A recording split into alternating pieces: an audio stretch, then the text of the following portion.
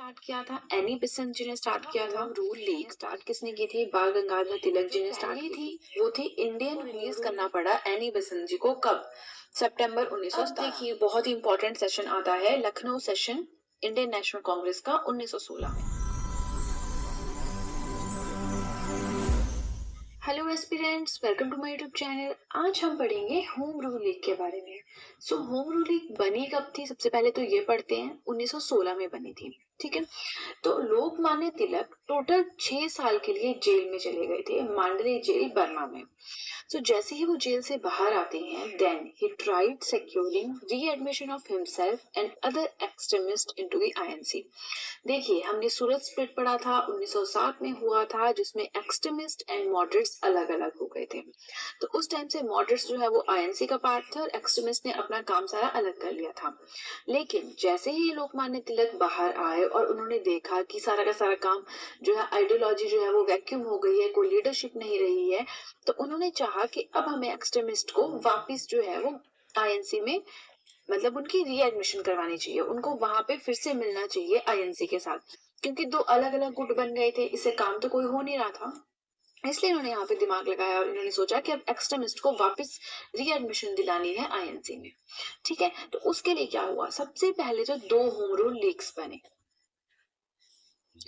जो पहली थी वो थी इंडियन होम रूल लीग और जो दूसरी थी उसका नाम था होम रूल लीग।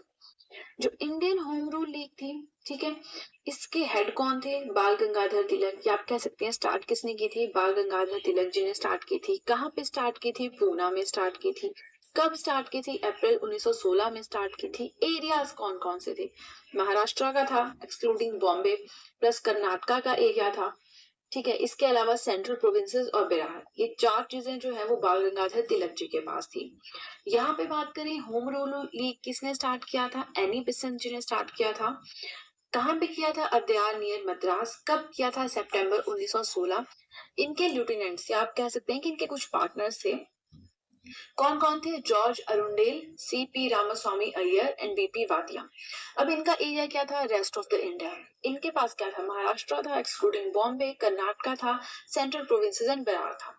तो इन्होंने पूरा का पूरा इंडिया ले लिया इनको छोड़ के। Now why two? अब दो क्यों बनी? एक ही बना लेते, ये भी तो क्वेश्चन उठता है ना कि दो बनाने की क्या जरूरत थी, एक ही बना लेते। टू अवॉइड एनी फिक्शन, कि कोई लड़ाई ना हो, कोई लड़ाई झगड़ा ना हो, इसलिए इन्होंने क्या किया कि दो अलग अलग जो है वो होम रूल लीग्स बनाए। जो एनी बेसेंट जी थी, इनका कहना था कि जो बाल गंगाधर तिलक है उनके कुछ फॉलोअर्स मुझे पसंद नहीं करते, मेरे फॉलोअर्स उनको पसंद नहीं करते, तो इससे अच्छा है कि हम अलग अलग अपना काम चलाएं। ठीक है, फिर आता है ऑब्जेक्टिव। अब ऑब्जेक्टिव क्या था होम रूल लीग का? होम रूल लीग तो बन गया, इसका ऑब्जेक्टिव क्या था? इसका ऑब्जेक्टिव था self government for India in the British empire.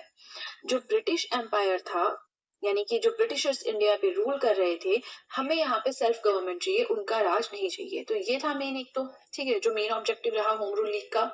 Now हमने ऑब्जेक्टिव तो पढ़ लिया कि क्या था, सेल्फ गवर्नमेंट, इंडिया के लिए हमें सेल्फ गवर्नमेंट चाहिए, ये ऑब्जेक्टिव था।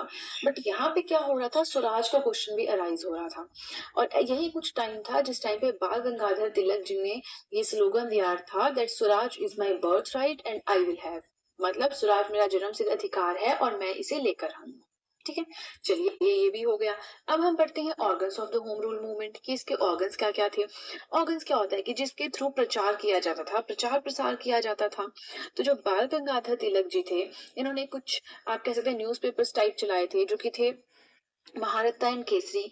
वैसे ही एनी बेसेंट जी थी, इन्होंने न्यू इंडिया एंड कॉमनवेल्थ को स्टार्ट किया था। तो इस तरह से इसके थ्रू ये अपना जो होम रूल लीग है इसका प्रचार करते रहते थे। अब देखिए बहुत ही इंपॉर्टेंट सेशन आता है Lucknow session Indian National Congress का 1916 में। अब इसमें हुआ क्या? एक्सट्रीमिस्ट वर वेलकम्ड इनटू आईएनसी। आईएनसी में फिर से एडमिट कर लिया गया एक्सट्रीमिस्ट को। सूरत स्प्लिट 1907 में दोनों अलग अलग हुए थे। 1916 जो कि लखनऊ सेशन था आईएनसी का, वहां पे दोनों फिर से जो है एक दूसरे के साथ हो गए। क्वेश्चन ये भी आता है कि उस टाइम पे आईएनसी प्रेसिडेंट कौन थे? आपको पता होना चाहिए। उस टाइम पे आईएनसी प्रेसिडेंट थे अंबिका चरण मजूमदार। ये भी एक क्वेश्चन बनता है, बहुत ही ज्यादा इंपॉर्टेंट है, तो ये भी आपको पता होना चाहिए, राइट। अब उसके बाद देखिए थोड़ी सी स्टोरी हमें और पढ़ने के लिए मिलेगी कि टर्निंग पॉइंट आता है इस टाइम पे, एक टर्निंग पॉइंट आता है। ठीक है, अब टर्निंग पॉइंट क्या था? देखिए डिसीजन आया जून 1917 में कि जो Mrs when Mrs. Besant and her associates were placed under arrest. Annie Besant और उनके एसोसिएट्स को जेल में डाल दिया गया।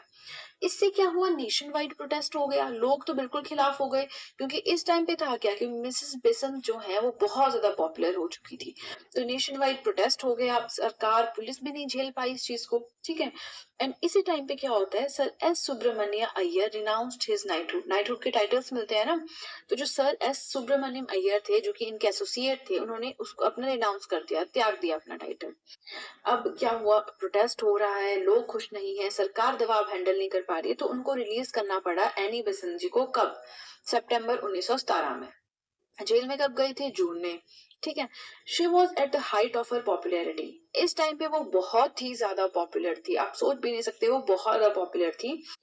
इतनी पॉपुलर थी that she was elected first women president at the Calcutta session of INC in December 1917।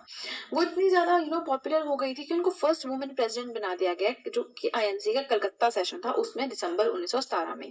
तो क्वेश्चन ये भी आता है कि फर्स्ट वुमेन प्रेसिडेंट कौन थी, एनी बेसेंट जी थी।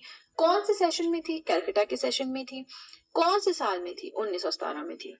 बट बाद में होता क्या है, लेटर फेडेड अवे, जो पूरा का पूरा मूवमेंट है ना, ये फेड अवे हो जाता है। क्यों, क्योंकि जो बाल गंगाधर तिलक जी थे, इनको इंग्लैंड जाना पड़ा, वहां पे एक केस था, उस केस को परस्यू करने के लिए, कोई इंडियन अनरेस्ट का केस था इन किसके ऑथर का, तो वहां जाना पड़ा। फिर मूवमेंट थोड़ा जो है ढीला पड़ गया। उसके बाद बात करें एनी बेसेंट जी को, तो वो एक अच्छी लीडरशिप नहीं दे पाई, क्योंकि वो अकेली हो गई थी, अच्छे से संभाल नहीं पाई। अब जब तिलक जी इंग्लैंड में थे और यहाँ पे एनी बेसेंट अच्छे से लीडरशिप नहीं दे पा रही थी, पूरा का पूरा जो मूवमेंट था लीडरलेस हो गया और धीरे धीरे ये फेड हो गया, ठीक है। तो ये हमारे नोट्स थे जो मैंने हैंड रिटन नोट्स के थ्रू पढ़ाया आपको। एंड इससे पहले हमने पार्टीशन ऑफ बंगाल से सब कुछ इस तरह से हैंड रिटन नोट से पढ़ाना स्टार्ट किया है। हमने पार्टीशन ऑफ बंगाल पढ़ा, फिर स्वदेशी मूवमेंट पढ़ा, फिर उसके बाद हमने काफी कुछ पढ़ा, जैसे कि उसमें मॉर्निमेंटल रिफॉर्म्स आते हैं, दिल्ली दरबार आता है, गदर पार्टी आती है, कोमाकाता मारू इंसिडेंट आता है, इतना सब हमने पढ़ा है थ्रू दीज नोट्स। तो अगर आपको ये नोट्स अच्छे लगे हों या फिर आपको मेरी वीडियो भी अच्छी लगी हो, तो आप मुझे कमेंट सेक्शन में बताएं कि आपको वीडियो कैसी लगी। चैनल को जल्दी से सब्सक्राइब कर दीजिए, बेल आइकन को प्रेस करें, वीडियो को लाइक करें, वीडियो का लिंक शेयर करें अपने फ्रेंड्स के साथ।